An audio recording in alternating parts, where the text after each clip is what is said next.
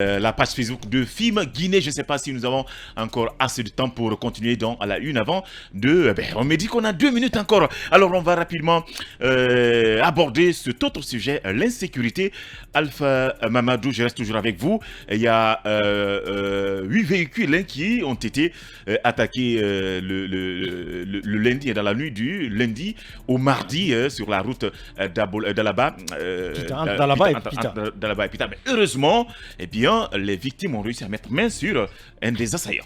Oui, l'insécurité, ça ne fait que s'aggraver. Il n'y a pas longtemps, c'était encore à Kindia. D'ailleurs, il y a eu ces derniers temps, à l'espace d'un mois, il y a eu au moins 3 attaques armées dans la ville de Kindia.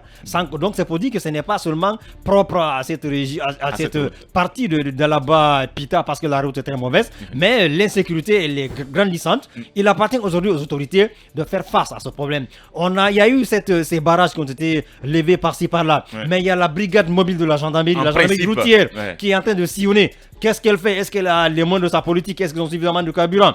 Je me demande. En tout cas, les Guinéens aujourd'hui sont livrés à eux-mêmes. Ils ne savent plus à quel sein se vouer. Ils ne savent plus à quel agent se vouer. Il appartient aux autorités, au colonel Balassamboura de la gendarmerie, de prendre la mesure de la chose pour sauver les Guinéens, parce que là, ça devient de trop. En tout cas, se déplacer aujourd'hui, c'est vraiment compliqué. Vous avez la peur au ventre.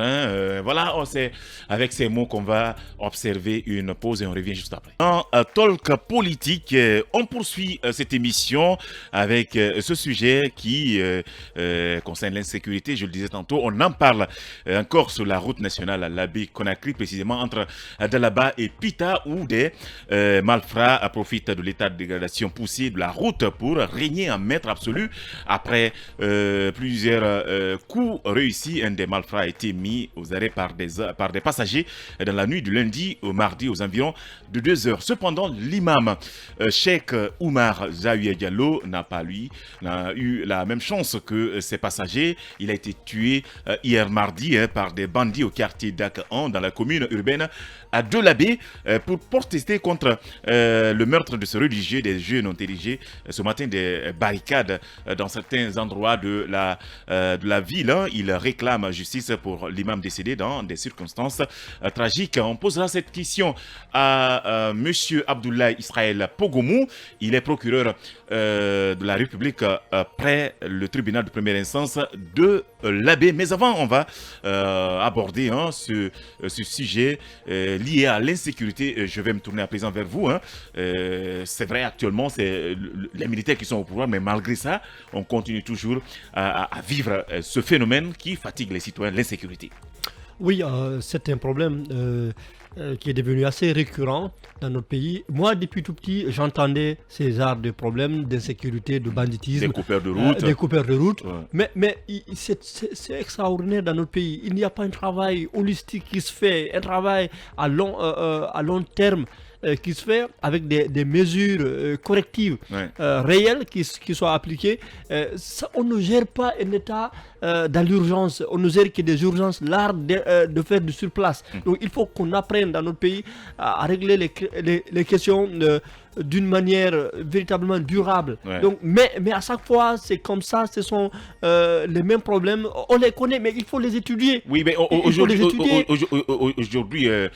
à l'arrivée du CNRD, les citoyens ont demandé à ce qu'on lève tous les barrages, parce que ces barrages, beaucoup sont arnaqués, beaucoup sont raquettés. Et aujourd'hui, on pense que c'est parce qu'il n'y a pas de barrage qui fait qu'on continue à vivre ce phénomène d'insécurité. Est-ce que vous pensez la même chose? Parce qu'on nous avait promis de mettre en place, en tout cas, un service, de mettre en place ces unités mobiles qui doivent faire des rondes tout au long des routes. Mais malheureusement, on continue. Ça ne porte pas fruit, j'ai comme l'impression. Moi, je pense que s'il y a de la volonté politique, on peut en tout cas corriger ces problèmes-là sans forcément ériger des barrages à tout bout de champ. Donc, à mon avis, c'est une question de volonté politique, c'est une question de logistique et de moyens et qu'on mette à la disposition des services qui sont concernés par ces facteurs-là. Donc, si nous avons Bien, on va commencer. poursuivre maintenant. Alors, on va toujours parler de l'insécurité, mais cette fois-ci, c'est un meurtre, il faut le dire ainsi, parce que c'est un imam du quartier d'Akan qui a été tué hier par des bandits. Mais on va aborder ce sujet avec notre invité dans À bâton rompu.